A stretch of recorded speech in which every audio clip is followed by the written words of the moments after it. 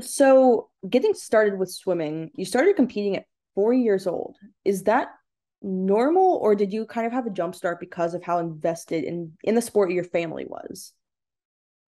Well, I was a summer league coach for a hot minute, a couple summers, actually with my mom as our head coach, my older sister, and we had a couple kids who were 4 or 5 years old. But usually I'd say kids closer maybe to between 6 to 8. Especially now with COVID, I feel like kids learning how to swim is a little later. But granted, my mom was a swim coach, so I came along with her every day to the pool when she would coach, and that was basically my childcare growing up. So I have pictures of my mom like throwing me off the diving board. I'm maybe one or two, and back then you could wear water wings, which nowadays they don't usually let you do that. But yeah, no, I it's great being able to swim so early because like obviously from a drowning prevention standpoint, but it's difficult sometimes when I teach kids how to swim because I don't remember ever not being able to swim. So yeah. I see these videos on Twitter and on Instagram of that kind of drowning prevention in infants. Is that kind of how you got started, where they just kind of yeet you into the pool and you have to figure it out yourself? I honestly don't know, but the pictures, because there are pictures of me maybe like about 1 years old, and I had water rings, and that's different. I forget the acronym, but it's like IST or something, instructional survival training, and basically they're throwing in toddlers wearing snowsuits, wearing normal clothes, and they're teaching them, hey, if you fall into a pool, we're going to teach you how to float and scream for help until an adult comes. So I don't really know if that was a thing. I was born in 1999. So I don't really think that was a thing when I was younger. I think it's great though. I'm very biased being a swimmer basically my whole life, but I think swimming's the best sport because it's a life skill. So, I think playing football is amazing, any other sport, but drowning is a leading cause of death in children and adults across the world, and it's really sad, honestly.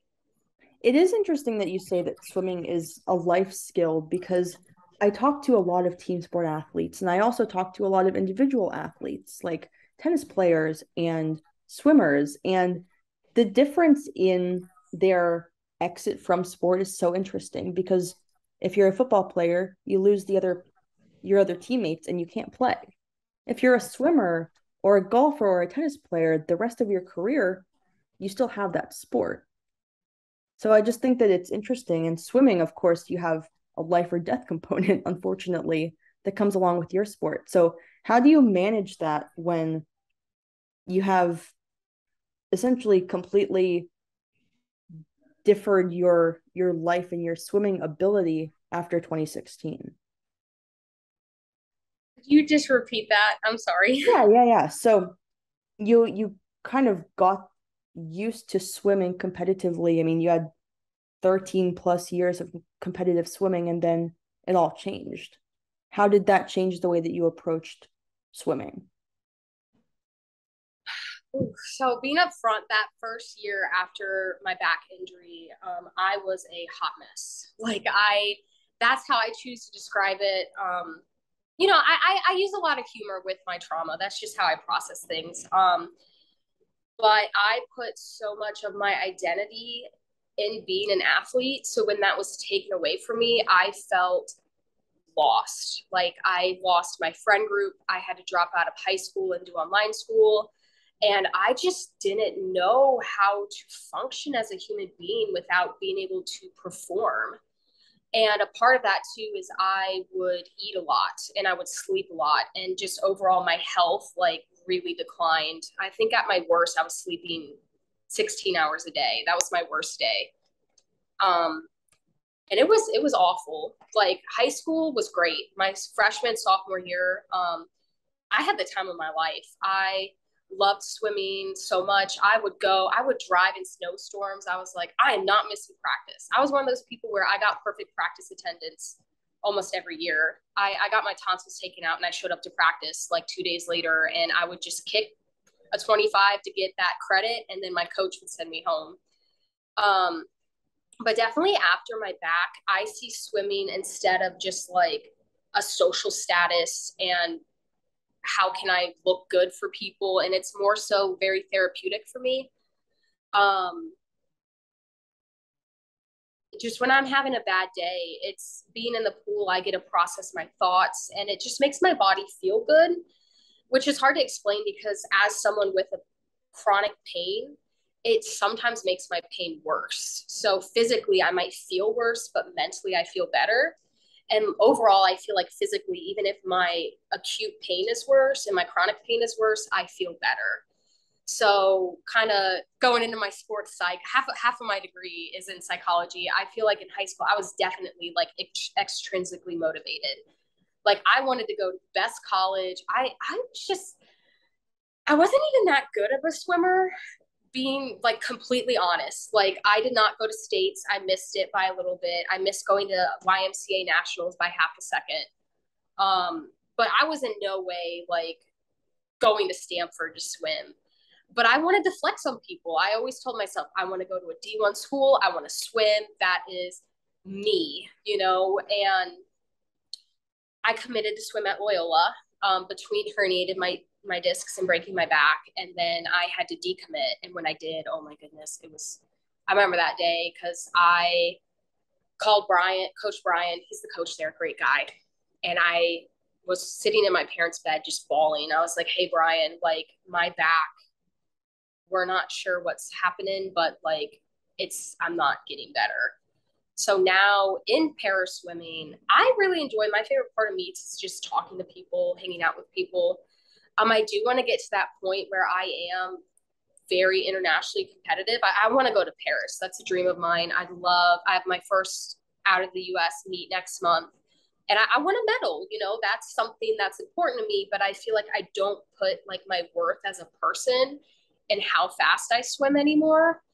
And like my private Insta handle is Tay Swims. So swimming is a huge part of me, but it's not like the only thing about me, if that makes sense. So when did that shift? I feel like definitely after my back, going back into the pool, I remember because it was at my college, my first swim since my back, and it was maybe, oh boy, I don't know, a year-ish. My memory is kind of whack. Because I remember I made a Snapchat story and I said I felt like a mozzarella stick in a microwave getting just burnt alive in the pool, which doesn't make sense, but that's just how my brain is. And you know, I said, hey, I just want to swim because it makes me feel good. I didn't even know the Paralympics existed the first couple months I was in college. I didn't even know that was an option. So I kind of went back into the pool like, I just want to feel better. Like maybe this will help with my joints. And then my rehabilitationist at Johns Hopkins actually really pushed it. I had a lot of fear around swimming because, like I said, it makes my pain worse. And I was scared I was hurting myself, but I also had really bad insomnia. And I was like, I am not going to do anything that makes me feel bad. And I like wrapped myself up in bubble wrap. And I was like, do not touch me. Do not get near me. So I was scared. I was scared. So kind of going back in, I wouldn't even swim a mile a day. And like right now, I usually swim 3 or 4 miles, depending on if I'm lifting or not. So I kind of just went in like, okay, let's see where this goes. And then Brian introduced me to para swimming, and it's kind of like opened up my world again. So, but yeah, no, looking back on kind of that mental turmoil I went through for that year where I felt like my identity was gone. I never want to put myself in a place again where if I have another injury and I can't swim, I don't want to commit suicide, if that makes sense, which that was not the only reason why I was suicidal, but it was kind of one of the big factors where I didn't know what to do with my life. So, yeah. Can you walk me through those accidents? I mean, Yeah. 2016 was the back half of 2016 was a life-changing experience from start to finish for you. Oh, boy. Okay. So, what was it? My junior year of high school. And it was the summer. And I just started getting into triathlons. And I had a big dream. I wanted to do an Ironman. So I swam coach with my team, but I was still young enough that I could swim for them. So they'd kind of just throw me in to get points at swim meets. And I was training for swim. I missed YMCA nationals by, I don't know, a small amount of time. And I was swimming 50 fly at an outdoor swim meet for my summer team, and I actually subluxed my thumb. So what that is it's just like a partial dislocation. So like it goes out and it comes back. So it's not just hanging out, but it can be very painful. So I was in a thumb brace or splint or whatever, and I had to cancel going to nationals. I made nationals for triathlon, and I was really bummed about that. And then it was August of 2016, yeah, because I was 17. And I had a good friend at the time, Nick. He had 3 brothers, and we had a jet ski that I begged my dad to get for over a year. And we lived on the Chesapeake Bay in Maryland. So I was on, I think, the 3rd or 4th brother, and we would go up by the Naval Academy and find boats and basically jump their wake. It was really fun. And now looking back, if you look at like professional jet skiers or like legit jet skiers, they don't always sit on like, I don't know what it's called, but they don't sit on it. They're almost like jockeys where like their butt hovers. Well, I was tired. I had blisters on my ankles from holding bracing. So I was sitting on it, and we jumped this huge wave, and basically it flipped. Like our butts made impact and the jet ski flipped. And I remember I just turned to Matt and I'm like, okay, we need to go home. Like I hurt my back. There's something going on. So my neighbor was out on their boat, and they helped us flip the jet ski by like towing it, and we were jumping on it. So we get home, and I'm like, okay, help cleaning up. And we grabbed the paddleboard and put it back by our little house. And I also slipped on the dock that day too. So I usually just say it was the jet ski because I'm pretty sure that was the inciting incident, but I don't know. So I did not go to school the next day. I remember I actually slept on the floor of our living room because my back hurt so bad. And at the time I was getting injured so often, my dad told me like, hey, if you get injured again, I'm not going to pay for your swimming. So I kept it a secret. And I just told my mom, like, hey, my back's bothering me. I've done physical therapy for my back before. So I went and saw a chiropractor. And, I did some physical therapy at his office, and he, whatever, my spine. And it was just not doing well. He said, you can still swim, but once the pain gets to about, pretty bad, get out of the water. So I go to practice every day, 15 minutes, and then get out. And so I had an MRI, and they basically said like L4 to S1, so 2 discs. I had, they're bulging, they're not herniated yet, but that's probably where your pain's at. I was like, okay. A couple months later, October, I was on crutches because my dog bruised a bone in my foot. And we were in calculus class, and just like this, I was propped up on a chair, and we had an integral above the wall. And, I was writing because my foot hurt. So I was up on this like office chair, and somebody kind of spooked me a little bit. And I like tried to grab the chair, but I like jerked and I fell onto my right side on the floor. And like, I don't know, looking back, I just laugh because like, that's just me. Like I am so clumsy. And I remember my teacher, Professor Wetzel, he comes up and he's like, you good? And I'm like, I just let me sit here for a minute. I always use jokes like that because I'm a babysitter. So, like if a toddler falls over and you like look, but if you don't make a big reaction, they're fine. So like, that's what I was thinking in my mind. I'm like, okay, I'm fine. Like the adrenaline's going to wear off. Like you're okay. And then I realized I wasn't okay. So my dad came and picked me up, and we went across the Bay Bridge and saw some doctors and a surgeon, and they did some x-rays, and they're like, okay, you fractured this. And they gave me a like black corset brace. I was like, okay, great. I was doing some physical therapy, working on it. And the chiropractor basically told me, okay, if you have a fracture in your back, like I can't touch you. And I consider myself to be really lucky. So my fracture was not displaced, and that's why my spine was not fused. And I had another MRI just to check on everything. And I officially had, so it's an L5 fracture, and the pars part of the back of my vertebrae broke off. And then I have 2 herniated discs from L4 to S1. And I also have something called a tarlar cyst at my S2, and it's grown about 10%. I haven't had an MRI in 2.5 years. So yeah, there's a lot of junk going on in my lower back. But I feel really lucky and really blessed because as someone who has basically one of the lowest levels of a spinal injury, that's why my quality of life is so functional in my legs. I have some numbness in my right foot. I have drop foot in both of my feet and weakness in both of my legs. But if you look at me compared to somebody who breaks their back here or up here, you can have total paralysis. So my injury is also obviously incomplete. So that's why I kind of have function still. I went to Hopkins. I did rehab at Hopkins. I went to the Kennedy Krieger Institute in Baltimore. So going to college at Loyola was such a blessing for me because the doctors there are amazing. And they did a bone scan to try to figure out like why would this young athlete like fracture her back falling out of a chair. And eventually they kind of looked through my medical history and they're like, okay, we're going to send you to a geneticist. So I went and saw a geneticist at Hopkins. And I also have a condition called Ehlers-Danlos syndrome.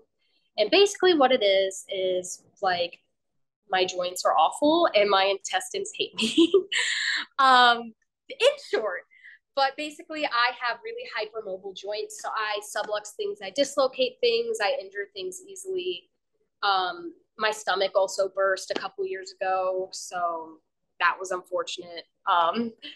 But yeah, so it's kind of a mixed bag. There's like a lot going on. I've also heard I have degenerative disc disease in my lower spine, and then I can never pronounce it, but it's like spondylolisthesis, and it's basically like my bones are shifting with my disc. So like I need to be better on the medical side. There's just a lot going on that I kind of forget where it is. I mean, like all the numbers confuse me too, because like my lumbar spine and then my S spine, and it's like this year it happened and this year.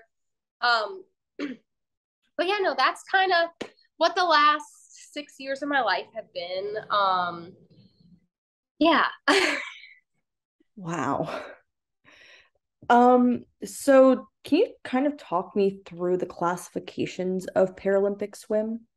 Because Yeah. you said yourself that you are kind of on the more complete side of that continuum. Can you talk to me kind of how do you classify, how do you know which classification system you're in? Yeah. So paraswimming is really amazing because it includes basically every kind of disability. There's physical impairments, visual impairments, and intellectual impairments. And for physical, there's 10 classifications. For visual, there's 3, and then intellectual, there's 1. So obviously I'm a physical impairment and I'm considered an S10. So that means the kind of least disabled out of everyone who's qualified.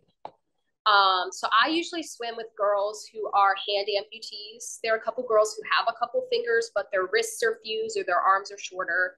Below the knee amputees on one leg. And then we also have girls with cerebral palsy, some who may have polio in one leg. And then we do have an old United States athlete who also had a spinal injury, who was an S9 and then classed as an S10. And basically, the lower you go, the more disabled you are. So an old friend of mine is actually one of the only girls in the whole world who's an S1. And she was born, she has cauda equina syndrome and then a couple other conditions. I don't know exactly, so I don't want to say and misspeak. But she was born missing both of her legs and one arm. So she only has one arm. She has limited range of motion in her wrist, and she has a couple fingers. So more severe impairment. So for people like me with spinal injuries, it is a huge continuum. So I am a lumbar spine injury and I'm incomplete. So usually people like me are, between an S8 and an S10. I have a good friend who's an S8. And usually the higher up you go, the more impaired you are. So I think one of our old swimmers, he broke his neck in a motorcycle accident. He might have been an S3 and he had partial paralysis from his neck down. And basically, I'm really open about this. So I got nationally classified twice. The first time we sat in the car for 8 hours, me and my dad, and we get there, and a big trigger for my pain was sitting. Like the first 2 years after my injury, I had these things I called butt pillows. They were like Tempur-Pedic, like little donut hole thing. Like a lot of people after they give birth sit on these too, because it's supposed to help alleviate like pressure. And yeah, sitting was bad. Like I had an accommodation in college that I could go stand in the back of the classroom. And we get there, and after sitting in the car for a while, I was in a lot of pain. And part of it is they have to test your range of motion and then your muscle strength. And I was struggling with them manipulating my spine, and I was wincing. And they basically said, hey, like, we don't feel comfortable doing these tests. Like, we don't want to hurt you. Basically, if you are in a more inflamed state, we can't do this. And I was like devastated. So we actually didn't go to the meet at all, made a beach trip out of it. And then they sent my file to the IPC in Germany, basically to determine, hey, like, are you eligible? Because Ehlers-Danlos is not a eligible condition. And I try to stay kind of neutral on it because I have a classifiable and an unclassifiable condition, and I kind of don't want to stir the pot. But I think EDS is on a scale. You know, some people have very mild EDS, and I have a friend who can't even walk because she's dislocated her knees so many times. She just doesn't have the cartilage. So, but currently it's not a classifiable condition. And as an active swimmer, you know, I'm supportive of that. And if they ever want to change that, you know, I'm open to that too. And so I got nationally classified then a year or two later in 2019 in Ohio. So you go in there and they look through your medical paperwork. So for someone like me, I have 3 MRI reports. I have muscle testing from my physical therapist, my doctor, and then I wear leg braces. So my leg brace provider. And you go in there and they're like, okay, you have a classifiable condition. Mine is impaired muscle power. I also have poor, like less range of motion in my lower spine, lumbar spine. I don't know why I keep saying that. But it's not severe enough to basically deduct points. And then you just go in there and they'll test your ankles, they'll test your knees, they'll test your hip flexors, basically anything that your lumbar spine pertains to. And they add them all up and then they put you in a category. So that's why I'm an S10. And then they throw you in the water and they'll watch you float, they'll watch you swim all 4 strokes. And usually by then they know where you're at based on points, but sometimes people's a little different. So I got internationally classified in April and I stayed a 10, and they told me I'm more disabled in the water than I am on land. And I was like, okay, you know, you're the experts.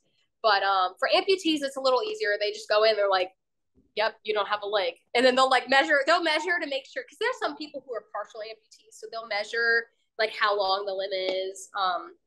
Excuse me. And then there's short stature. So people with dwarfism or other, you know, osteogenesis imperfecta, they'll measure you and be like, okay, yep, you're 4'4", you know, you're considered legally to have short stature. And then there are other impairments like cerebral palsy. I have a friend with a traumatic brain injury, spasticity. But yeah, when I think of it, the top 3 like unclassifiable conditions are Ehlers-Danlos, anything to do with just pain. So like if you have complex regional pain syndrome and like your hand is fused, but it's not like anatomical, if that makes sense, they don't count it. And then I think like chronic fatigue syndrome. So if you just get tired quickly in the water, they don't really consider that to be an impairment. And, you know, they still say in the parameters, like, we understand you have a disability, but it is not considered eligible for para swimming. So it's a lot. It's a lot. I think, you know, coming into para swimming as a former able-bodied swimmer, that is kind of one of the areas where there's the most talk in general. Especially, you know, I'm open. I'm an athlete. I consider my disability to be invisible. You look at my feet and compared to, say, 10 years ago, you look at my legs, they're obviously not as muscular. My feet, the bones have shifted. They're a little, you know, I have floppy feet, basically, from my drop foot. But yeah, no, it's stressful because you go in there and they write up numbers and that's where you go. So like if they made me say an S8, I would be, you know, on track to winning medals. But, you know, I totally respect the system. I am definitely a 10, and you know, it's a system. It's not perfect. There are some people who, you know, talk about it. And I do think sometimes, you know, I'm like, whoa, I don't understand that, but I respect it. So. Can you appeal a classification? Yes. So I know people who have appealed classifications, and in most cases, if you're determined like not eligible in certain areas, they advocate for appeal. So for me, I'm open about it. I was close to being classified for just breaststroke. And after they saw me in the water, they were like, okay, you know, your impairment is more severe in the water. But I know a close friend of mine who has hip dysplasia, and they did the tests and they said, hey, like, you're not disabled enough for fly, back, free, or IM, but you're disabled enough for breaststroke. And you can appeal it and they'll go back and test it again. But usually after you appeal, they'll be like, nope. So yeah, I know going in, I need to stay off some of the media, but that's just other mental health stuff. But I know a dude from Brazil. I don't know personally. I read his article, but he had polio. So his one leg, I think, is like a couple inches shorter than the other and weaker. And they revamped the classification system a couple years ago because some people were very like, this needs to be more scientific. You know, there are people who are probably not in the right classification. And Brazil did, or the International Federation? Oh, sorry, the International Federation. Okay. So I'm not sure exactly what they changed, but basically everyone got reclassified. And, you know, I'm on the side of whatever is the most fair. So I've talked to teammates. I think underwater cameras would be great, especially for athletes like me who have leg drag, because it's just harder to see how the body moves. But like I said, I totally trust the system. I'm all for what's fair. And this dude was an S10 for like years, like I think 10 or 14 years. And he like gold medals, like really decorated, great guy. And they classed him out. They said, hey, your leg got too strong and you're not eligible anymore. And he actually appealed. And I think he tried to sue as well. Yeah, I'll look into that. Yeah, I forget the name. I'm sorry. Wow. No, that's fine. And they were like, sorry, dude, which, you know, like, I don't want to downplay what they said. Like I said, I kind of try to be humorous about it. But no, this is people's livelihoods. So I'm really supportive of, you know, strict classification and observation as well. Because, you know, as an athlete who's not an amputee or have short stature, there is a little bit of, okay, some people might have better days where they're a little stronger, especially if you're tapered or not. And, you know, it's just the way the system works. So I am on a schedule to get reclassed in 2 years since they said, hey, Taylor, you're new to international classification. And they're going to have me get class again right before Paris just to truly make sure I'm where I belong, which I'm all for. You know, like I said, it's important that athletes are where they belong and it's fair. So, yeah. So you will see that we have a countdown now. Once that expires, the same link that you used to get into this one will work again. It will just shut off. Zoom is weird. Okay. But let's talk about that acquired versus kind of congenital disability status. How does that shift the way that you train? Oh boy.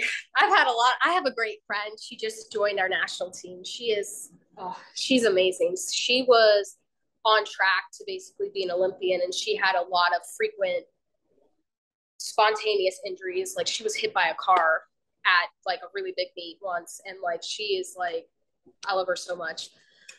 Great girl. You're gonna hear a lot about her. I know it. So, you know, before in high school, like I said, I would just brag about unhealthy habits. And I would be like, oh, yeah, I stayed up till like midnight last night for my AP bio exam. And I got up at 4:30 to go swim. And like, look at me, I'm so, you know, dedicated, whatever. But yeah, no, I would train like just hours. Like at Hershey, my freshman and sophomore year, I'd have morning practice before school. Sometimes we'd have weights or cardio before school, after school, like 2-hour swim. And then I'd walk places, and I'd probably guess I swam. I have no idea. Saturdays, I'd do 2.5-hour practices. That was a big milestone to be invited to Saturday morning practice. And yeah, no, I just pushed my body so hard. And, you know, not knowing I had Ehlers-Danlos, that was absolutely the worst thing I could have done for myself. I was in physical therapy so often. I kept getting injured, and like, it just wrecked me. So now, as an athlete with multiple disabilities, like I have slowly like upped my training and learned how to like respect my body. And I definitely think where I am at now is kind of my breaking point. And you know, I'm respecting it. Um, so yeah, right now I try to lift. I just upped my lifting last month to 4 times a week. And obviously I only do arm circuits because my legs don't really work all the way. And like walking is a big enough exercise and swimming for them. So I do a 4 hour arm circuit, half an hour. I say a 4 hour arm circuit. Yeah, you did. Sorry. That's how my brain works. I like, oh, okay. And then on those days, I swim 3 miles, so an hour and a half. And then the days I don't lift, I swim 4 miles. So it's not nearly as much, but I am also a huge, huge stickler for sleep. Like how these people brag about sleeping like 6 hours or less a day. And I don't mean it meanly. Maybe they have other obligations. Obviously, I have teammates with kids. Like you cannot get 8 to 9 hours of straight sleep, you know, if you have a toddler. I just can't do that. Like there was a point after my back where they thought I was misdiagnosed with chronic fatigue syndrome, and they also thought I may have had Lyme disease because I've been bitten by, I found ticks on my head before. And in Maryland, that's like the Lyme disease capital of the United States. But really, I was just depressed. So obviously, I'm not sleeping as much as I did then. But yeah, no, I try to sleep at least 7 hours a night, and I feel good like at least 8. But no, definitely learning how to respect my body, and I'm still trying to push back that old mentality in high school where like, okay, I injured my shoulder, so I'm just gonna go to practice and I'll swim until it hurts a little more, and then I'll just kick the whole time. And there will be times where I'm lifting and like my shoulder will hurt, and I'll be like, let's just keep going, you know. And it's gotten better over time. Like especially with my spine, I can tell what is muscular pain versus inflammation versus like the weather. Oh my goodness. Rain is my enemy. But you know, it's a big learning process. And then now, obviously, when I go to swim meets, I pull a lot more stuff with me. I have my back brace. I have my cane. I just got a walker recently. I have my braces. I think I already said that. My TENS unit, my muscle gun. It's a personal choice. I've stopped taking like medication, muscle relaxers and NSAIDs. Just after my stomach burst, you know, I'm terrified of getting a stricture or an ulcer, and I don't want to experience that again. But yeah, no, just being disabled, like you have a lot more stuff, like so much stuff. My friends who do para-triathlon, like they go to the airport, they got their normal wheelchairs, they got their racing wheelchairs, they got their arm bikes. It's just like, woo. So yeah, so I think the biggest thing is just like, I'm getting older. You know, people get mad when I say that because I'm 23, but like, I feel like I have the right to say that with kind of my degenerative changes, I'm an old soul. My bones are old. Like, the average age, I think, of someone with the cyst I have is like 40 something. Because I'm doing a lot of research to figure out if I can have biological kids. So just, you know, the average onset of a spinal injury is like older men. So, you know, there's Taylor. I was 17 when it happened. So it's just like, hey. Right. So before we get cut off answering my next question, I'm going to stop this and we will be right back. Oh. Okay, bye. All right, so talk to me. We're going to kind of back it up a little bit to learning about para swimming. Yeah. Your swim coach suggested that. Did you know anything about that avenue of swimming when you were kind of coming into college? You had delayed your recruiting. You had figured that you weren't going to swim. Yeah. So that's why I'm like so passionate. Like I honestly, for anyone who will listen to me, I just shove like Paralympics like down their throat, like lovingly. It's like a great grilled cheese, buttery grilled cheese, like eat it. I swam for 13 years. I had no idea that the Paralympics existed, which granted, I'm honest about it. I didn't really acknowledge that disabled people existed. I grew up very sheltered, Hershey, Pennsylvania, 90% middle class white people, which I love. I love my hometown. They're great. But, when I moved to Maryland, my junior year of high school, I was like shook. Like for a second, I was like, oh my goodness, like they don't have a dress code at this school. Like it was like, woo. But yeah, no, I had no idea. And it makes me really sad because I feel like, especially since Rio, like the culture, especially with the media, has shifted and is supporting disabled athletes. But like, I can't imagine being a kid growing up and like never seeing disability representation in the media, like barely knowing disabled people. Like, I had a hard enough time as a teenager, like as a adolescent, but like as a child, man, my heart, it hurt so bad. And like, I had no idea. So when I went to Loyola, I had crutches at the time and I was on my crutches going to swim. And, I'd occasionally say hi to Brian, like, what's up? And one day he's like, hey, I've seen you swim. I know you broke your back. You might be eligible for Paris swimming. It's like, really? I don't remember if I like latched onto it really quick at first or if I was just like, okay, I'll look into this. Because that's kind of part of my personality. I don't know if it's kind of like a trauma response, but when something good happens to me, I'm almost like, is this really happening? Like, is this going to be taken away? So I was kind of like not getting my hopes up and just expecting the worst. So no, I looked into it. And like I said, I submitted my packet. So they brought me into my first national classification. They said my pain needed to be managed. So they sent my file to Germany to say, hey, this girl has these MRIs, these diagnoses, but she also has Ehlers-Danlos, and is she eligible?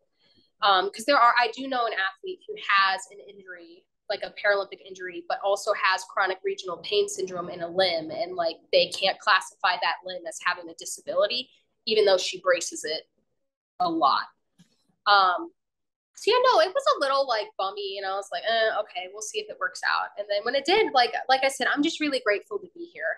So in regards to classification, especially with people with Ehlers-Danlos, I recognize the privilege I have because I've had other athletes reach out to me and be like, hey, I have EDS. Like, how are you allowed to swim? Like, how are you eligible? And, it makes me sad because I have to explain it to them. Like, unless you have had some kind of surgery with like a fusion, they're probably not, which I always tell them, shoot for it anyway. Like I'm not a classifier. I don't know all the rules, but I do know a girl who's had so many shoulder dislocations that she does not have a normal range of motion. But since that joint was not fused, they told her like, hey, we can't let that count because the condition that caused it is your EDS. So yeah, no, I definitely think I'm privileged. And like I said, I'm just happy to be here, honestly.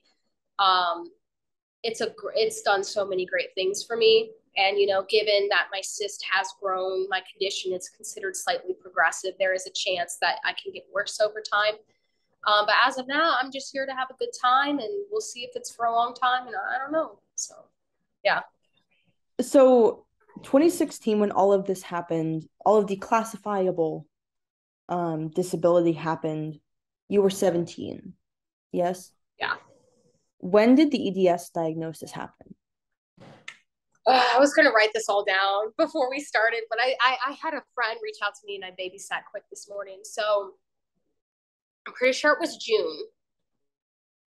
And so back was 2016. I think it was 2018. Because I'm pretty sure I had my EDS diagnosis when I first got classified in 2019. I'm trying to get a timeline, a general timeline. Honestly, if you want, I can check right now. Yeah. Yeah, no, I'm pretty sure it's 2018, but I can double check. Yeah, like I said, I was a teenager at the time, so there's all the teen numbers, and then this happened in the teens of 20. It right. Just my brain, yeah. Okay, just give me one. Oh, there it is. Yep, June 25th, 2018. So, Yeah, it sounds weird, but 25th. I posted about it. So that's how I was like, I can check. But yeah. And then I have the hypermobile type. So after my stomach burst, they had me tested for vascular because that's not really common for the hypermobile type. Usually like vascular failure and other like explosions. Like I don't know how else to. It's called a perforation, but I don't know. I don't know if that's just me being extra, but like most people who don't know medical stuff, like burst makes more sense. But I got tested for vascular and it was negative, so it's just the hypermobile type. Do you see that your fellow swimmers are constantly dealing with things? Do they have treatment methodology that they're going to every day? Is it a weekly checkup? I mean, For how classification or just for swimming? for whatever disability they're dealing with? I Yeah, mean, yeah. you're So saying that you use crutches and braces, and I'm wondering if the athletes that you're swimming next to, do they have modes of treatment? yeah. So every athlete is individual. Like I said, I know some people who've had spinal injuries and like they can run, they can do box jumps. I know other ones that use electric wheelchairs. So like the spine is such a marvelous, fascinating thing. Like it is so cool. Like I'm not thinking about it, but like I can just do this with my arms and it works. Not so much with my legs, but yeah. So in para swimming, a lot of people have mobility aids just on the deck to be safe. So most obviously are people with osteogenesis imperfecta, so basically brittle bones. Um, they fall on that pool deck, like they can break a hip. It can be bad. So people like me who had a fracture falling, I have fallen after my injury on pool decks, and it freaks me out every time, and I've been fine. But that's one of the reasons why I got a walker about last month. I was talking to my physical therapist. I'm like, hey, I was using my cane to get out of the pool the other day. I fell again. I've been thinking about getting a walker for a couple months, but like this is kind of like I just don't want to risk it. I don't want to deal with this. Like, do you think it's a good idea? Yes or no? And she said yes. So like I know some athletes who are amputees who never use wheelchairs on the pool deck, always put their leg socket on and walk around. I know other ones who do. Um, but yeah, no. So like I said, everybody's different. I have friends who have wheelchairs on deck, have walkers, have crutches, have canes, have like those little scooter things. Those are pretty common for people with club foot. I have a couple friends who have club foot and they get like, you know how people have like foot surgery and they're on like those little like scooters? Yeah, they Yeah. use those. Yeah. And I had a friend on my old sled hockey team who didn't even have like prescription forearm crutches. He just used like average Joe crutches. So it's really just whatever you want. Ooh, sorry. And then you mentioned in an article that I read related to you and your husband being in the service.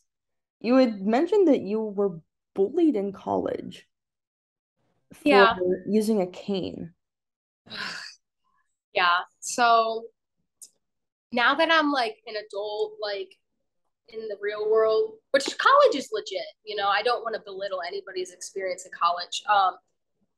People treat me a lot better. Especially I live kind of in the middle of nowhere, so a lot of people know me. I have kids come up sometimes. I'll explain my back, but people at the gym, they know me, so it's cool. But I went to a very small college, and I was trying to find myself, and at the time, especially my freshman year, I still was struggling with my depression, anxiety, and I was just a mess. And I tried to find friends on social media. Something I've kind of struggled with my whole life is kind of feeling like I fit in. And I was just kind of lonely in college. Like I was supposed to join a swim team and it didn't happen. And I really only had my roommate and a couple really close friends. And at the time, I had a YouTube channel. And, I do like weekly vlogs and like whatever. Um, but yeah, no, I don't know how to go about this without like blaming myself, but I did some things that were kind of cringy, and I own up to it. But yeah, no, I used a cane in college, and as a young woman, a lot of society isn't used to that. So there was a public Snapchat with like all of the students, and we'd post memes and stuff or whatever. And I think I posted something, and this dude like sent to my entire school who's on the Snapchat, like, hey Taylor, like, talk to me when you don't need a cane to walk. And I know it's terrible. Like I I just can't that imagine was saying really that to hard another for me. person.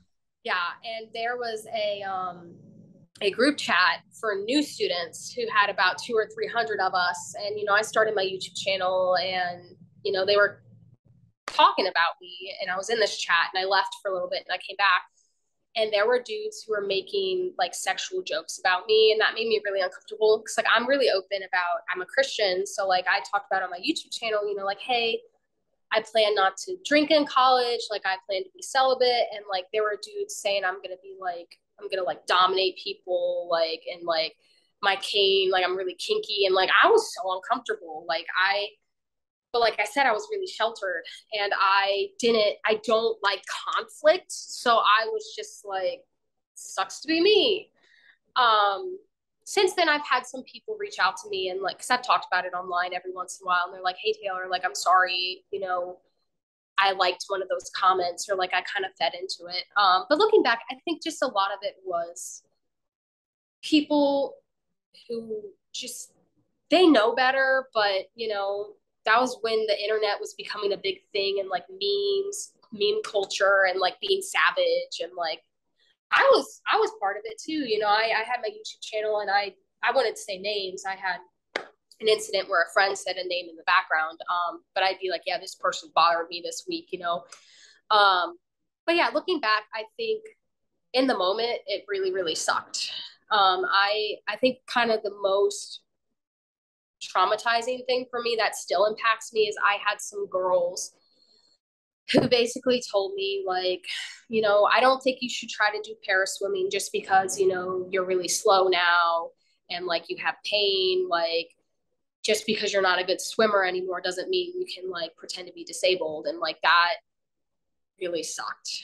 Like there was one girl who was like, well, I have some herniated discs in my back and I have no issues. And I was like, okay, like good for you. Like everybody's different. Like my swim coach on base, my old swim coach, he actually broke his back in a similar area, and he has no neurological deficits. So it impacts people very differently. Like I've seen people who've had seemingly worse injuries and have had their spines fused, and their range of motion and strength is better than mine. And it's like, okay, well, what? But like that's just the way it works. So like, yeah, no, college was rough. My freshman year was rough, and it was something I've been still trying to work on. Is just being like more assertive, because like if people are doing it to other people, I'd like to say I'd stand up for them and like stop that, but with me it's more so like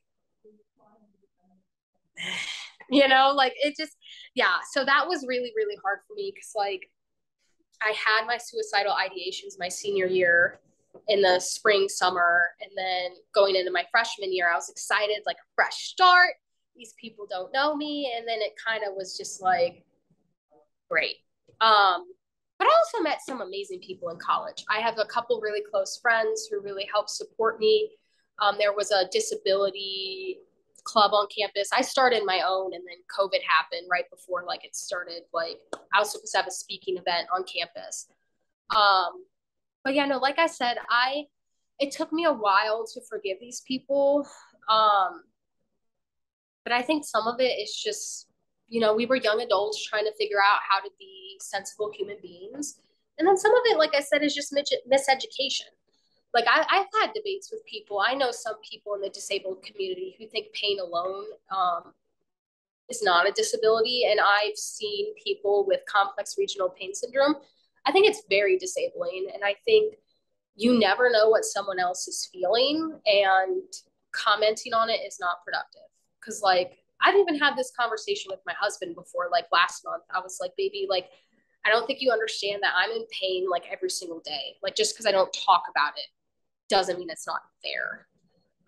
And that's something I'm trying to get better with, because since my training is getting more intense, my pain has been worse, and I've been trying to work on ways to manage my pain in a healthy way. So yeah, no, but all in all, college was, the food was great.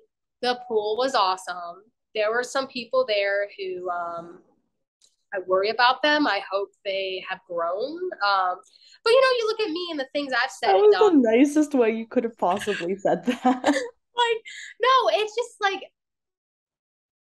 I don't know. Like I said, I'm not super assertive, but I'll be honest, I've thought and said things that were not nice to people, but I didn't say it to their face. And that's something, especially as a Christian, I'm trying to work on. I feel like I judge people too much. And, I think that was just a period in my life where people judged me a lot. And oh gosh, I just remembered the butt pillows. So back to this campus Snapchat. Oh, I God. lost my butt pillows and I posted on there. I'm like, hey, like this is what they look like. I need them for class. Like, please help me. I need to be able to sit for my exams. And me not being smart, I dropped my ring. It's okay, I have another one. Put my phone number on there. It's like, hey, if you see them, like, let me know.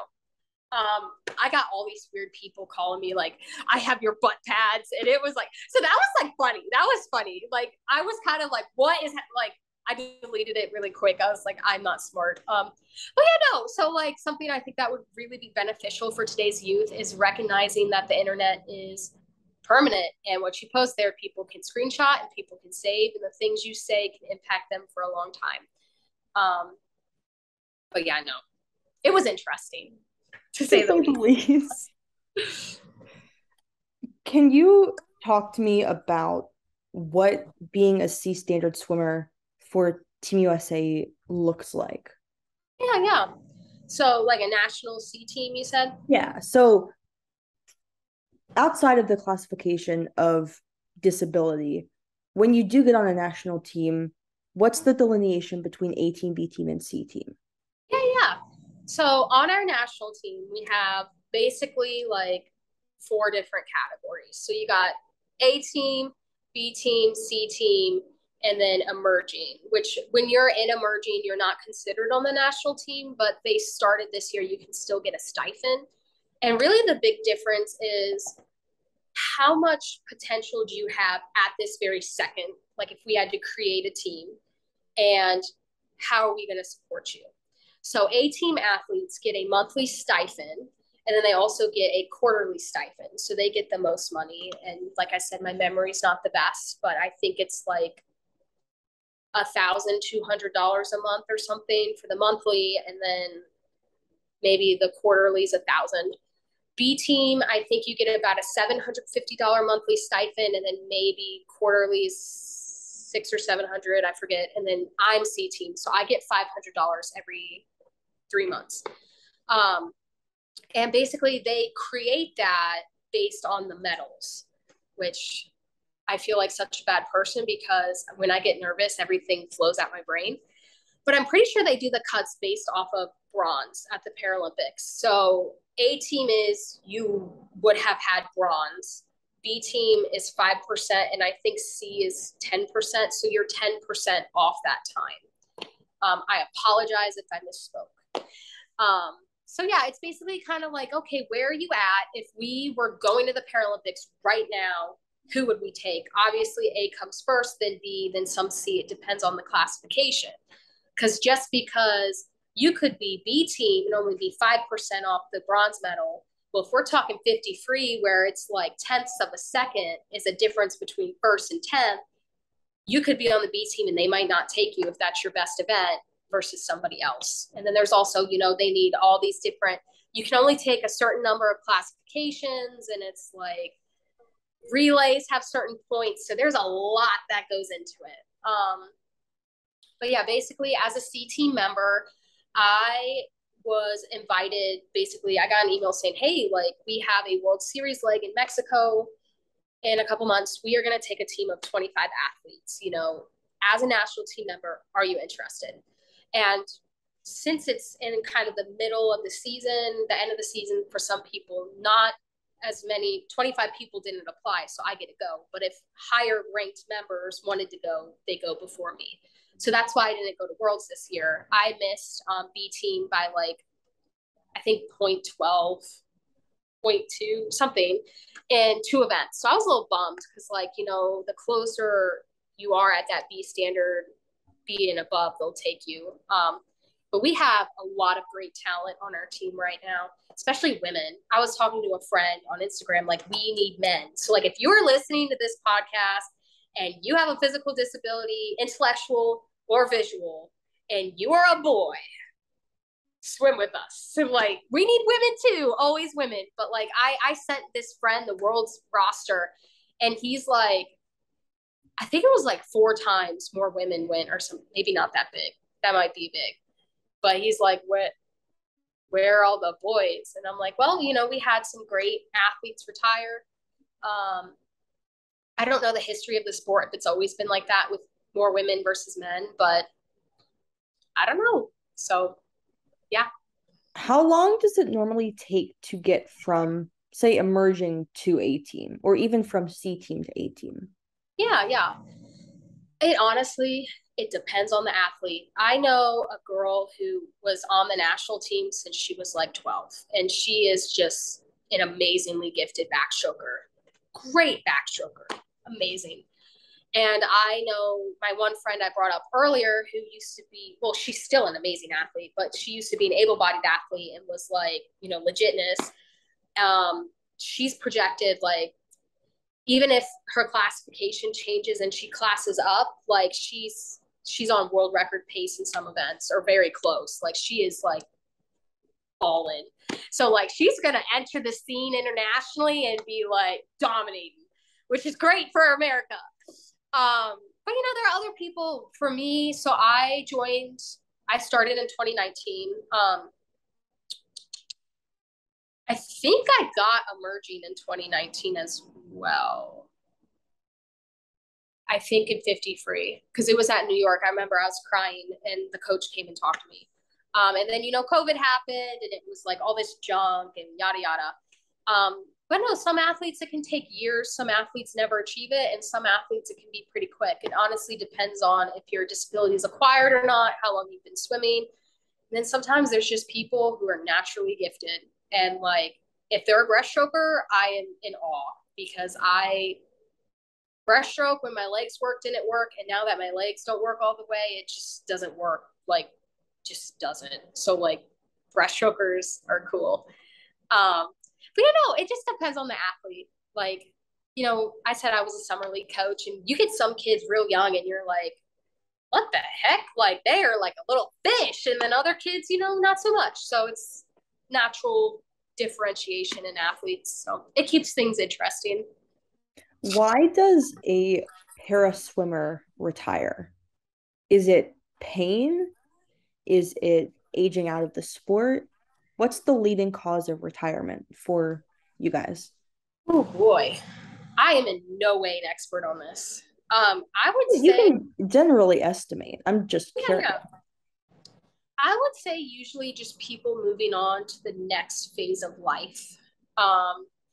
So, you know, people becoming parents, people wanting to work, maybe, you know, do advocacy stuff. But there's a certain point that your body, depending on your disability, just can't really handle it anymore. You know, just like able-bodied athletes, like Michael Phelps, beautiful wife, beautiful children, you know, he decided to retire one day. And honestly, if he came back, he'd probably still be dominating. But, you know, it's time consuming. I am so grateful to have a supportive husband, because, like, I'm going to be gone a week next month in Mexico, and I wake up and I go swim, and I quit my job in April to swim. So, like, it takes sacrifices, and I recognize the privilege that I do have. If I did not have a husband providing for me, I probably would not have been able to quit my job. But no, not every athlete has a condition that brings about pain. And not every athlete has a progressive condition. So, you know, amputees' experiences are different, say, than those with cerebral palsy. That's congenital. Bleh. And, you know, usually you don't see much change in the level of disability. I have some friends, athletes I know with dystonia, and like that is progressive. And I know people, I cannot pronounce it, but with CMT, and it's progressive. And, you know, at a certain point, you got to be like, okay, I love this sport. It's great for me, but is it what my body needs? Which, you know, I recognize I'm probably going to have to accept that at some point in my life. Because right now, with my EDS, the level I'm lifting, I've been pretty good. I haven't been injured a lot. My ER visits in the last year are just because like my intestines aren't working. Constipation. Um, but like, you know, it's just every athlete's different. Every impairment's different. And I knew like that athlete I brought up earlier who broke his neck in a motorcycle accident, like he was swimming in his 60s. Like this dude just came up to meets and I was like, hey, Curtis. And he was really cool guy. I've only met him a couple times. He passed away. But no, it was at my first meet. And I think I just swam 100 back or 100 free. And at that time, I wasn't doing starts, I wasn't doing flip turns, and I wasn't kicking. And as an S10, I was like, how is this gonna work? Like, I don't feel like I can do this. And he, you know, he had this huge smile and he just turned to me. I don't remember exactly what he said, but it was something like, just go with it, girl. Like, look at me, you know, I don't want to misquote him, you know, I'm sorry, Curtis. But like, cool guy, cool guy. You meet so many cool people in this sport, and you know, you can definitely tell the difference in the people who are there just because they want to win or they want money, and people who are there because they enjoy it. And you know, I don't want to judge either person, but I think the people who are there like for a good time and good food, and you know, like woo, like it's just fun. It's fun. You know, certain meets, I've never been to these big meets. It's a lot of pressure. I have a lot of teammates who talked about burnout and, you know, trying to find purpose. So it can be very high stakes, but, you know, just part of my personality. I try to keep things kind of lighthearted. I do not place my moral worth as a person in how I swim. And that's something I try to work on. So. And then this year, May 8th, you broke a record. Oh, it was so much fun. Congratulations. Yeah. So I'll be upfront. It was a non-Paralympic eligible event. So what that means is at the Paralympics as an S10, there are certain events that you can swim. So I personally think I would do really good, say, and maybe two back, two free. Oh my goodness. I swam two free all the time in high school. One of my favorite events. It's not offered for me. And I broke the record in 50 back. So usually the records and events that are not swam at the Paralympics are not as fast or competitive, but they're still records. And it was like a week or two, and I was just new friends with this teammate. You know, I was messaging her on Instagram, and I said, hey, we're close to this record. She's an S9 and I'm an S10. I'm like, how cool would it be if we broke it like together? Like, because since we're different classes, we can break records in the same heat and it both count. And she was like, okay, you know, I don't remember exactly what she said. So we're getting ready to swim, and like I'm looking over at her, like there was a girl in between us, but in backstroke you can't even see people anyway. And you know, I swam in, and she's like I said, amazingly gifted swimmer, and so she's like dominated me. And I touched the wall, and she's like, yeah, I've been here, you know, a good hour.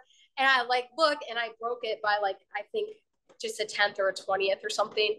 And it was just so much fun because like that was like just such a great moment for me because it was like, yay, we did it. And like in the grand scheme of things, I don't really feel different that it happened, but like just knowing that I got to do it with a friend and teammate was really fun. So yeah, 50 back, woo. That's awesome. And then talk to me about hopefully going to Paris. How do you see that panning out? How much training is involved to get from where you are now to a qualifiable Taylor? Yeah. So I think my two biggest obstacles right now are I love ice cream and I live in the middle of nowhere. I'm very open about it, especially as someone with a disability and a woman who's an athlete. Like I am at a higher percentage risk of developing an eating disorder, and I'm very, you know, cognizant of that.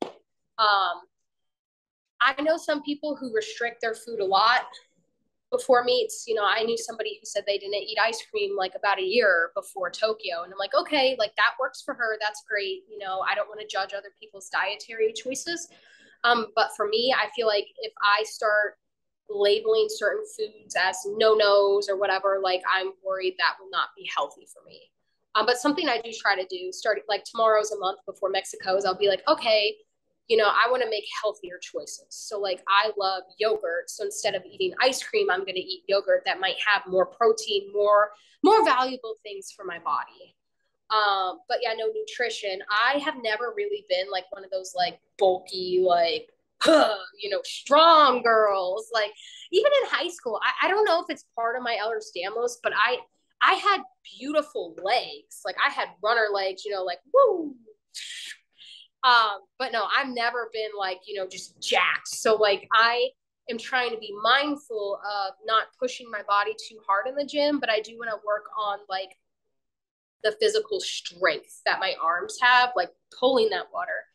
And building muscle mass, that's cool too. I don't really care like what my body looks like in terms of muscle, but like it'll make me a better swimmer. Like that's pretty Gucci. But yeah, no. So nutrition's a big one. And I'm open about one of the complications of my Ehlers-Danlos is I have slow GI motility. After my stomach perforated, I did get tested for gastroparesis, and it's not bad enough in my stomach to be considered that. But no, there have been periods in my life where I've not gone to the bathroom for like a week. Like it just doesn't happen. So I have to really be mindful of like, I need to eat certain foods to get things moving. I'm still trying to identify triggers in my diet. I think one of them's popcorn, but I love popcorn. But yeah, no, that's a big obstacle for me. And then kind of where I live right now, I live in the Midwest and I don't have a team. We had a master's team where I live, and due to like insurance issues, they disbanded it in June. So like I kind of just trained by myself, and I think it's great to motivate me because I'm like, okay, I'm showing up for me, like not for other people, not to impress other people. But I definitely notice I train better when I have other people around me. And like, I don't know how to say this without sounding weird, but like, especially men, like I feel more pressure to perform around men. I don't know if there's some deeper meaning to that, but like where I live is a military community. And so when I was training with like these men who just, I don't want to stereotype them, but they're so strong and like they're just, I want to keep up with them, And like, I don't know if it's because I don't have brothers or something, but like, I don't know, they intimidate. I think it's an intimidation thing. Like male coaches, male officials, just men in general sometimes intimidate me. And I'm trying to work on that and like be like, hey, like I can be conversational. Like I don't want to treat you different just because of your gender, basically. But no, I miss training with people. Like we had vacation in July. I got to go swim with my good friend up in Indiana. And like that was a hoot. Like she swims with high schoolers and like I think I'm like emotionally probably like 13 or 14. So like I'm trying to be more mindful of that as I get older. Cause like I still play Pokemon Go. So like I'm walking down the street and like these kids come up to me and they're like, oh, what are you doing? And I'm like, okay, I'm 23. Like, is this weird that like these like 10-year-olds are talking to me? Like, I don't want people to like feel like I'm some like, I don't know. But like, yes. So when we move, hopefully next year, I want to go find a team. Um, I need a strong, but I don't like to be like completely obliterated. So like a coach who's like, you're slacking, you need to do better, but like, you're doing great, sweetie, like that. But no, I don't know why I said that thing about men, but I was at the training center, and at the time at most practices there were a couple guys, and so it's just trying to keep up with them. I don't know. It's from sled hockey, I think. I played sled hockey. It's like 95% men, mostly amputees and wounded warriors. So like I just vibe with them. It's fun. It's really fun. But yeah, no, those are my two biggest like barriers for Paris. And then one that's not as controllable, and I try not to focus on things I can't control. Not getting injured. So I try not to be as risky. I still consider myself to be more of a risk taker. Like I want to go skydiving. I'm not sure if I'm ready to ride a jet ski yet, maybe slow, but four wheelers are cool. I've only been on like I think once or twice since my back, but like I try to be more mindful that I am accident prone and easily destroyed. I don't know a better word, but like I just yeah. Is there anything else that you wanted to talk about? My questions for today are done. Um, Anything else you wanted to touch on before we conclude? I don't think so. Yeah, I'm no. going to see when your episode will come out while you think about that. If there's not, that's fine too. But I think this I've is had a normally the couple part people in the ask. interview where I ask, did I miss anything? Is there anything you wanted to talk about? Um,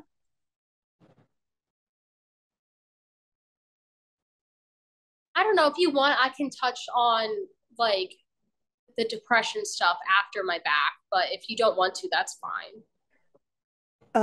Your I episode don't want comes to. out on the 21st. So September 21st. Okay. This Wow. will come out. So you have a couple weeks.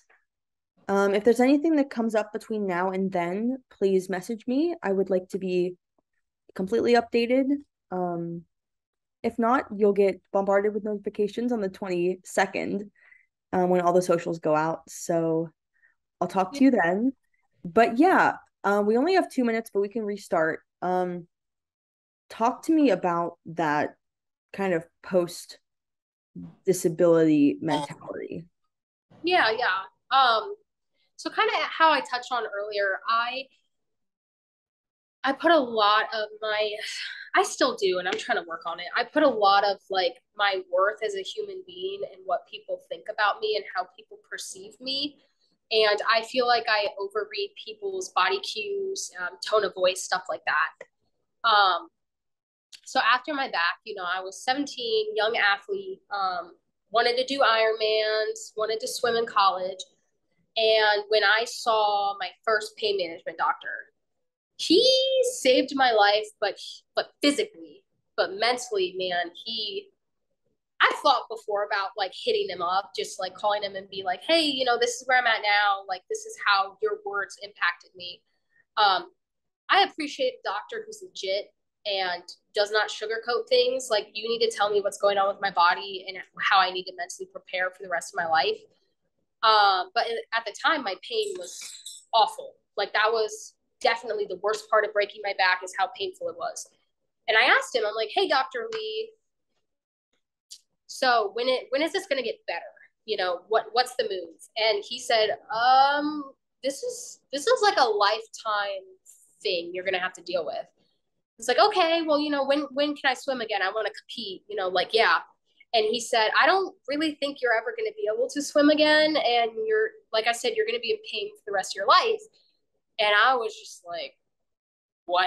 Like, I could just imagine like the walls of my life have just like, and I was, what do I do with my life, basically? And at the time, I was also angry. I'm like, well, dude, I broke my back. Y'all should just fuse it. I wanted a spinal fusion. I really did. And I saw a couple different surgeons. I went to Johns Hopkins and they looked at it and they're like, okay, like we could do this, but we cannot guarantee it will make your pain better. And you're young, you've had, hey, So you went to Johns Hopkins. They told you that you may not swim again. so that was my pain management doctor and surgeon it was Anne Arundel County in Maryland. But I also went to Hopkins. And basically they're like, okay, so you're so young, fusion needs to be like a last resort. And I was so angry. I was so mad. And then after my Ehlers-Danlos diagnosis came, it was like, praise God, I did not do that. Like, I'm so thankful. I even had one surgeon tell me, like, hey, you could go find somebody and they'll take your money and fuse your spine, but it's probably going to be the worst decision of your life given your age and your issues. And I was like, what?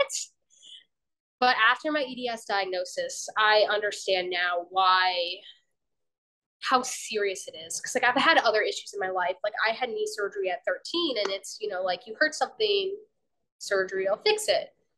And that's kind of where I'm at now, 6 years later. Cause like like I said, my cyst has gotten bigger, my numbness has gotten worse. I've had some pelvic floor issues, but they're like, we are not going to do this unless it is like emergency, like emergency. And we're trying to decide if I can have children biologically right now. And they said, you know what, like, we cannot guarantee that this will not make your back issues worse and you might need to get fused sooner. So I'm seeing a second opinion next week, which I'm really anxious about. Yeah, no, it's impacted like every facet of my life, which at the moment I thought like, fix me up, doc. But yeah, no. So I realized like, okay, this sucks. Like I'm in so much pain, I could barely sleep, and then I'd sleep too much. My dad was adamant that I was not going to be given opioids, and I was also very angry at him for that because I was just very angry. Like I was angry at the world, at my circumstances, as a Christian. I was just mad. And so by the time May rolled around, it's been about 7 months. And I was like, you know what? I'm disabled. I'm in pain. I looked back on an old Reddit post I made. I was like, I walk like a turtle. No one's going to find me physically attracted. At the time, I wanted to be a doctor. Can't even stand, like, can barely walk. And I was like, what's the point? Like, I'm never going to get married. I'm not going to get the job I want. I can't swim. Like, there's really no point to life for me. Yeah. And I wish I told people, but I didn't. And, that's something I wish I did sooner. And, one day came and I had a plan. I went and bought what I was going to use and I began to go through with it. And then, I thought about my dog, my family dog, and I thought about my little sister. And I was like, what if they are the ones who find me? And I had a relative who had a very serious attempt on her life. And the way that impacted me, I was like, I can't do that to them. And I'm glad I thought of that because at the time I kind of was just thinking about how bad my life was and all my issues and not how my actions could have impacted other people. So I started going to group therapy. I started taking medication, antidepressants.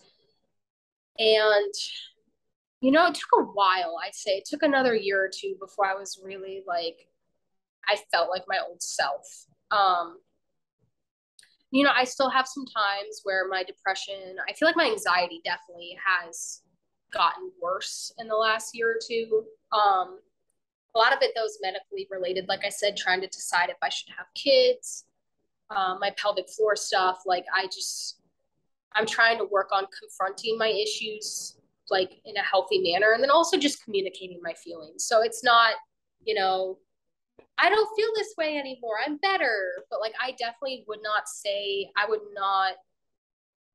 I have depression right now. I definitely think I have anxious tendencies. But just through like my training in school and stuff, I don't think I would meet the like line of depression or anxiety right now. But yeah, no, I've told a lot of people kind of my biggest advice if you have an acquired injury is, you have to mourn the life. You have to mourn the life you lost. So if you just, pretend everything's hunky dory, everything's fine, maybe for some people that'll work, but you have to like really, really come to an acceptance like, this is your life now. What are you going to do with it? So I always say you need to mourn the life you lost, but it's really, really important to embrace the life you gained. And it's a lifelong thing. Like it's been quite a while. I don't really cry about things I can't do anymore, but like there was a time in my life where I would cry and like look at people and be like, I can't do that. I'm so mad. Like why is this happening to me? But that's for me personally, that's not productive. If I sit around and make a list, like, okay, I can't run anymore, I can't ride a bike, like the only pain-free day I've had was when I was on opioids after my stomach like burst. Like it just, that doesn't help me. You know, that kind of brings me back into that place of like, I don't know how to, because I want to be sensitive to people's situations. But for me, I consider there was a time in my life where I threw a pity party about myself. I was like, look at me, I'm Taylor with the broken back, and like my life is so bad. Like, pity me, basically. You know, I'm like, that's just not good for me. It just doesn't work for me. And when I think of like, and I know some people think this is crazy, but like that first year was terrible. But if I could go back and make a decision, like break your back, yes or no, there's a piece of me who would say, like, you know what, do it. Like, I feel like acquiring a disability has made me a better person. I feel like I'm more sympathetic to people. I would not be the swimmer I am today. Para swimming is amazing. I would not have the friends I have now. I don't know. Maybe I still would have met my husband. I met him because COVID shut down my college, but who knows? So I think looking back and thinking of what ifs, like what if I didn't fall out of my chair? What if I didn't flip the jet ski? Like what if I didn't do this? It's, for me personally, it's not healthy. You know, I, as a Christian, I believe everything happens for a reason. And granted, there are days where I'm still like, this sucks. Like my back hurts. I don't want to do anything. Like, why is my stomach not working? You know, like, and kind of right now I'm going through that process where I'm like, what am I going to do if I can't have kids? Like, I've always wanted to adopt, but there's still a piece of me like, I will never be pregnant. Like, I will never get to breastfeed, possibly. So that's something, you know, that's going to be the next obstacle I'm going to have to deal with. But, you know, acceptance of where you are now and kind of looking forward to where you could possibly be, I think is really good. But that was kind of a random avenue. But I do think it's interesting though that your thought process about the ideation was because you were going to lack everything that you have now. yes, yes. I'm 100% honest about this. I had no disabled role models in my life. There was one girl in my class at Hershey who had cerebral palsy. And I will be honest, and this sounds terrible. I hate myself for thinking this, but as a child, I was scared of her. She scared me. I don't know why, but you know, and I think back and I think, man, I was a bad child for thinking that. But some of it too is miseducation. So like when I have children, we may adopt kids with disabilities, we may not, but still I want to buy them books with, you know, main characters in wheelchairs and show them TV and like talk about disabled people. Like they are not contagious, they are not bad. Like this did not happen to them because they're bad people. It's just kind of, you know, just a variation of life. You have people with brown hair and red hair. You have people with 2 legs, no legs. Like it's just the way life is sometimes. But yeah, no, I thought that no one would love me because I had a cane. And I thought my life would suck forever because I was in pain. Like being straight up honest. That was a poem. I just, I don't know. I thought some of me too did think I was being punished. I thought this is because I was a bad kid. You know, I, this is because I'm Taylor. You know, like only something like this would happen to me. That's kind of that pity party stuff.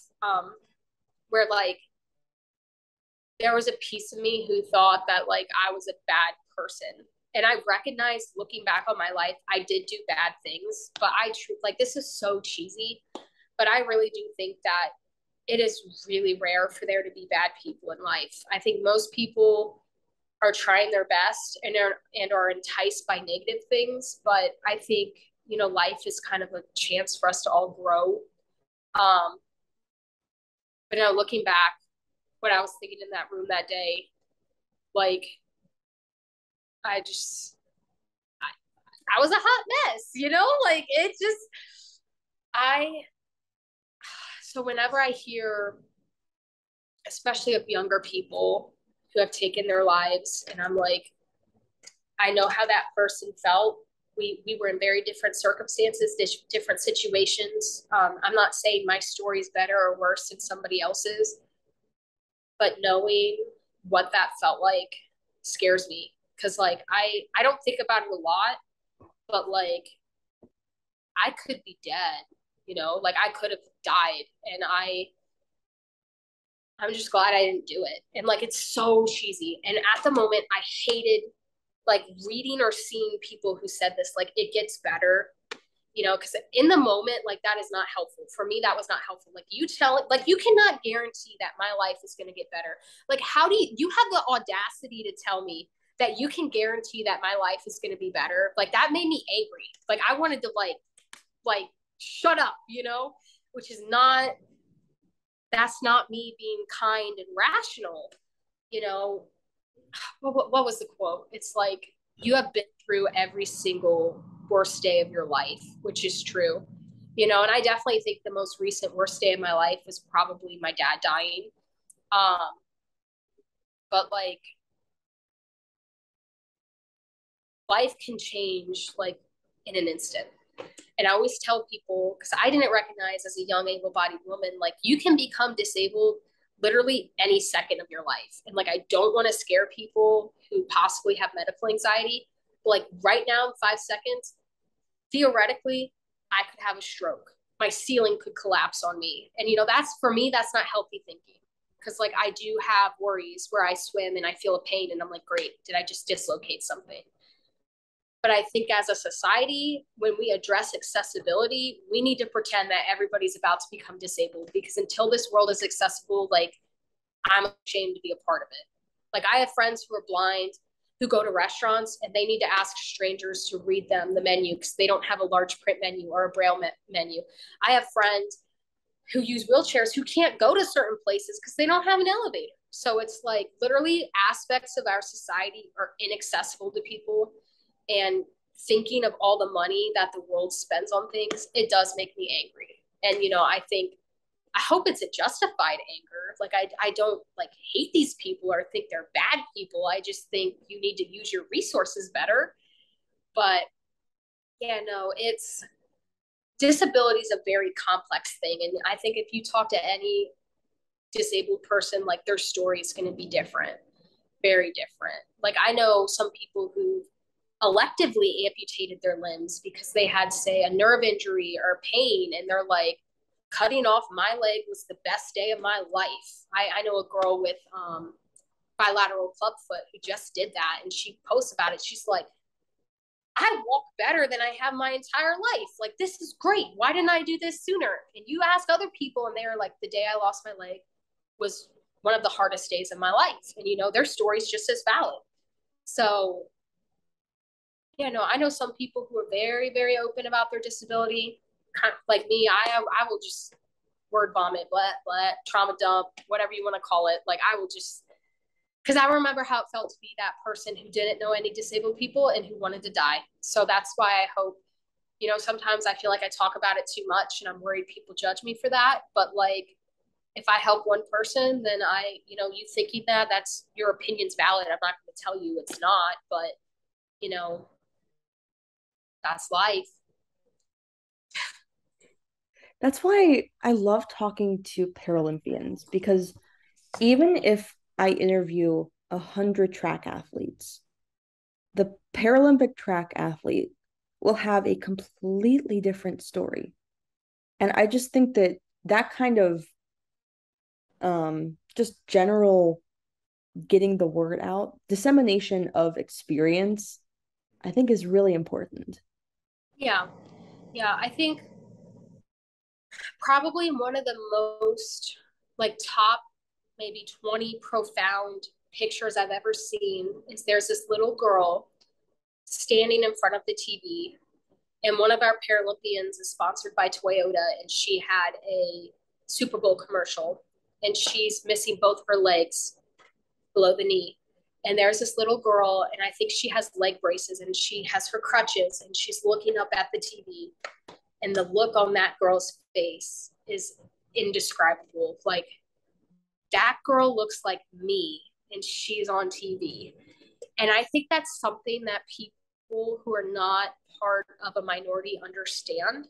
And I've had this conversation with my husband. Able-bodied people don't understand why disability representation is important because you're not disabled. You don't realize when you watch the TV, everybody looks like you and they walk like you and they don't stutter like you and, yada, yada.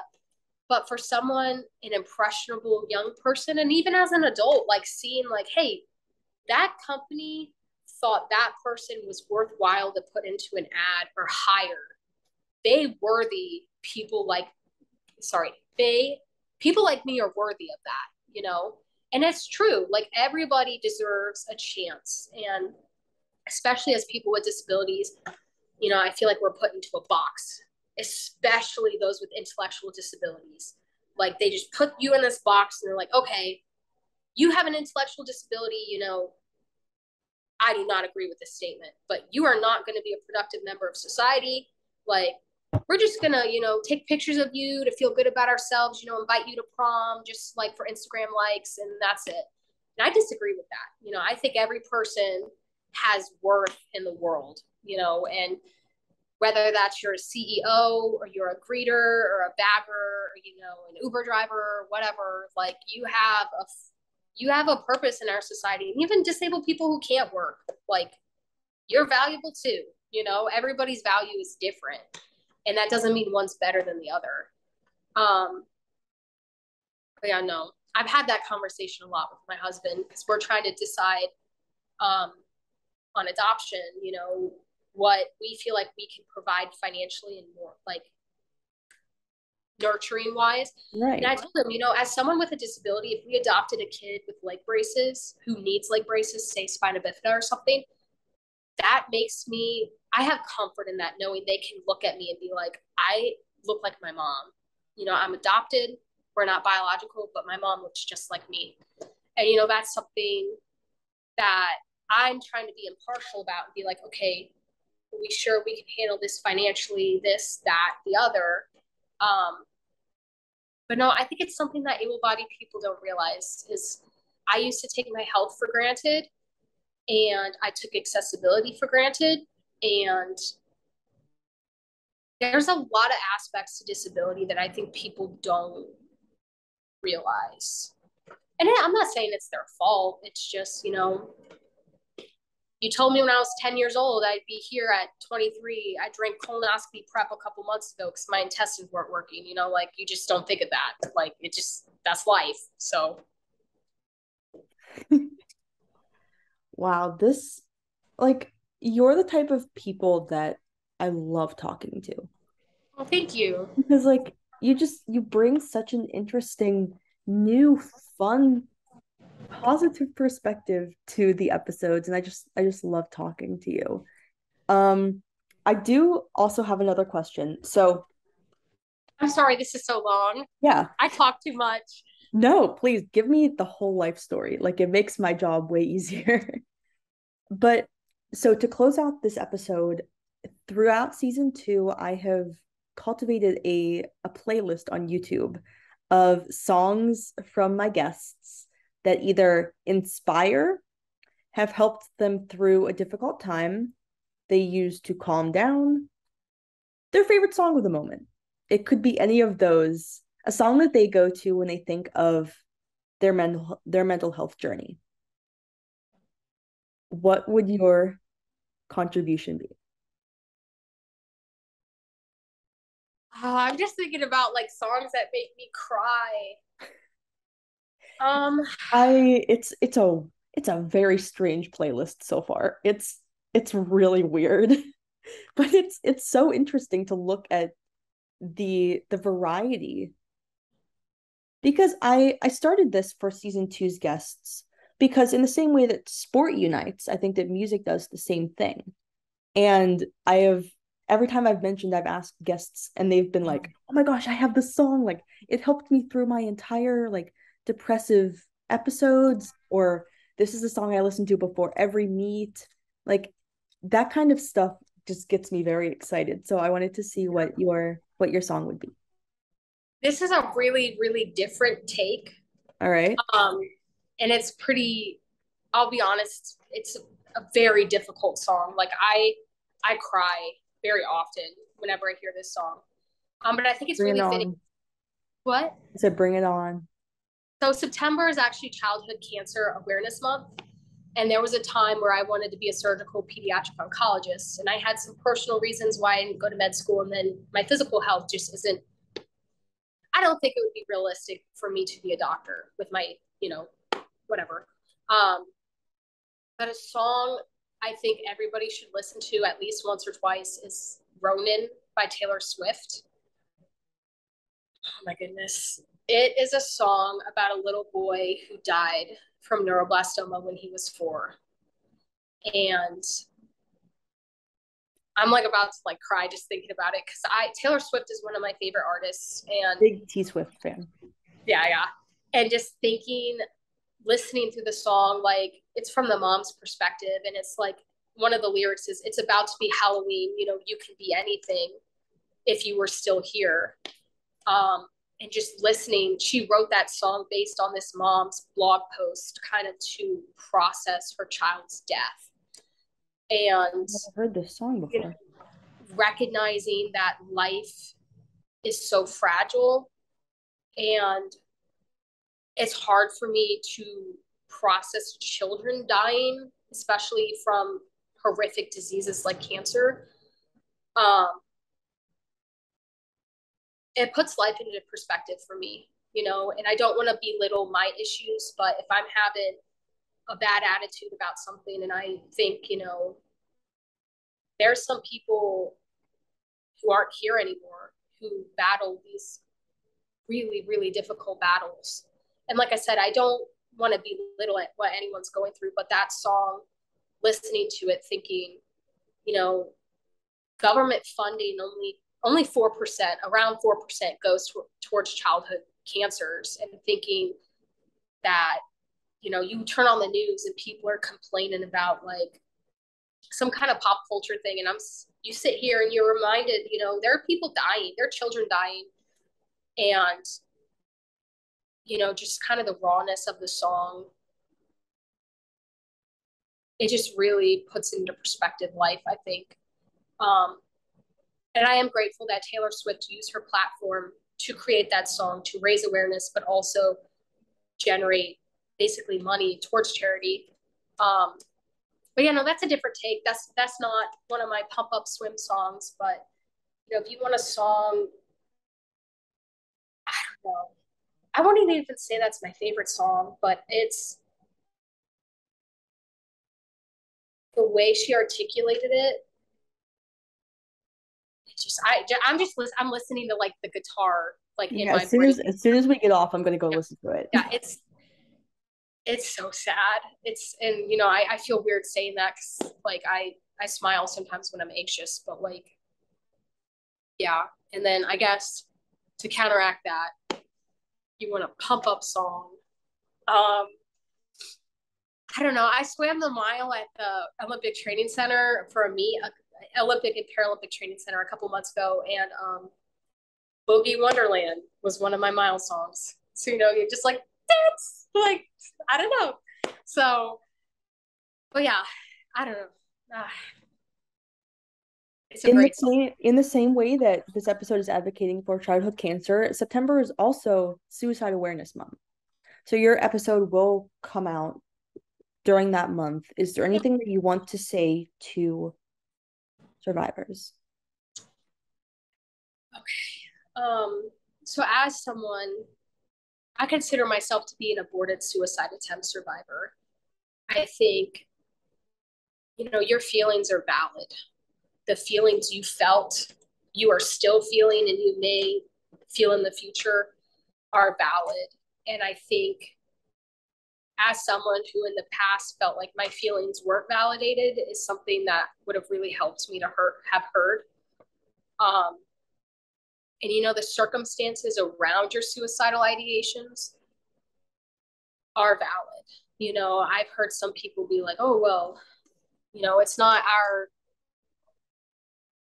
I'm not here to judge you, So if you felt that way for whatever reason, I'm just glad that you're still here. And as someone, I worked as a social worker for about 6 months. If you ever do feel those feelings again, as someone who didn't tell anyone other than strangers in group therapy for months, like, I want you to get help.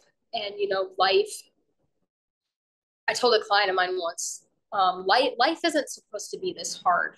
Hard circumstances happen to us. Um, and I don't want to be cliche because it made me so angry when I heard it.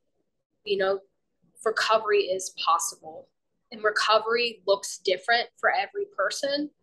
Some people have those feelings on and off the rest of their life. Some people it fades away. Some people it's very sporadic. That doesn't mean it's right or wrong. We're just all human beings on this earth trying to live, basically. We're just trying to have a good time, and I am here for you. And that's something I'm trying to be better about. Because, like I said, trying to get better about being judgmental. A shirt I got in college says, I will listen. So, if you calling me at midnight, middle of the night, like, hey, I'm having these feelings, like, I love to sleep, but I love you more than my sleep, even though I don't know you, basically. So. Wow. All right. We're gonna put a stop to this episode right now. Thank you so much for telling your story. I can't wait to put this episode together. I hope you love it. Thank you. I'm sorry that was so long, but thank you. No, I loved listening to your story. I mean, I'm just really excited to get to share it. So thank Thank you. you. Bye. And I'll get in touch with you in a couple weeks once it's published. Okay, thank you. Bye.